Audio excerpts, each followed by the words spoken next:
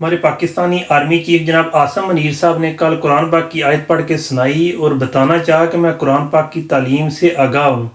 अगर उनको सूरह निसा की आयत नंबर 58 याद हो, जिसमें बताया गया है कि इन्नल्लाहा यामुरुकुम अन तुअद्दुल अमानाती इला अहलिहा, बेशक अल्लाह तुम्हें हुक्म देता है कि अमानतें अमानत वालों के सुपुर्द करो।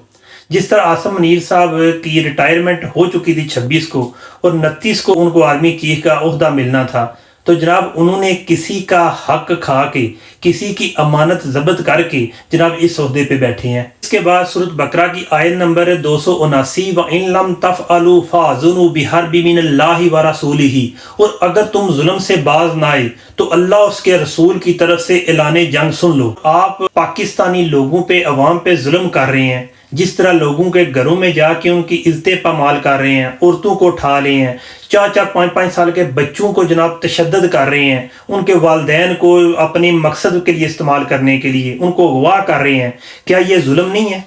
क्या आपको इस ओहदे पे ये जुल्म जेब देता है? आपने कुरान की आयत तो पढ़ के सुना दी, लेकिन ये दोनों चीज़ें आपके खिलाफ जा रही हैं। अगर आप कुरान की बात करते हैं तो कुरान की रूह से सबसे जालिम आप साबित हो रहे हैं, और कुरान की रूह से अमानतें ज़ब्त करने वाले भी आप ही साबित हो रहे हैं। तो अगर सूरह निसा की आयत नंबर 58 मुकम्मल पढ़ी जाए तो इन्नल्लाहा यामुरुकुम अन तुअद्दुल अमानाती इला अहलिहा व इज़ा हुक्मतु बैनन नासी अन तहकुमु बिल अदली, बेशक अल्लाह तुम्हें हुक्म देता है कि अमानतें अमानत वालों के सुपुर्द करो, और जब तुम लोगों के दरमियान फैसला करो तो उनका इस फैसला इंसाफ के साथ करो। और अगर सूरह निसा की आयत नंबर 135 को पढ़ा जाए तो या अय्युहल्लज़ीना आमनू कूनू कवामीना बिल किस्ती शुहदाअ लिल्लाहि वलौ अला अनफुसिकुम बिल वालिदैनि वल अक़रबीना, ऐ ईमान वालो इंसाफ पर कायम रहो, अल्लाह के लिए गवाही देते हुए, हवा वो गवाही तुम्हारे अपने खिलाफ हो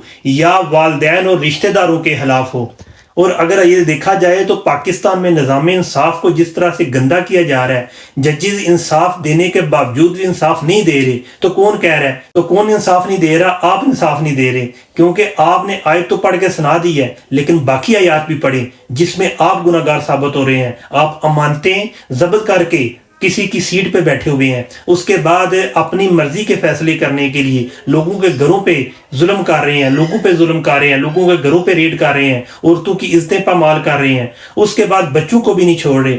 इसके अलावा अगर देखा जाए तो निज़ाम इंसाफ में भी सारे का सारा निज़ाम आपके हाथ में है। कोई जज कोई गलती करे उसे या मरवा दिया जाता है, या फिर उसे उठा लिया जाता है, या उससे ज़बरदस्ती इस्तीफ़ा ले लिया जाता है, या फिर जनाब उसकी जगह पे नए काजी फाइज ईसा को जब एक्सटेंशन दे रहे हैं। तो ये कौन सा इंसाफ है? जो कि आपने किसी के हक तलफी की है, उसके बाद आप भी किसी की हक तलफी के बाद काजी फाइज ईसा को एक्सटेंशन देना, ये कहाँ का इंसाफ है? आप कुरान की आयत तो पढ़ के सुना रहे हैं, लेकिन इस पे अमल दरामद किसने करवाना है? मुकम्मल तौर पे अगर कुरान को आप जानते तो कभी भी ऐसा जुल्म ना करते, और कब के आप रिटायर हो चुके होते और आपकी जगह पे हकदार आके बैठा होता। कुरान पाक की आयत तो पढ़ के सुना दी हैं, लेकिन इस पे भी अमल करें।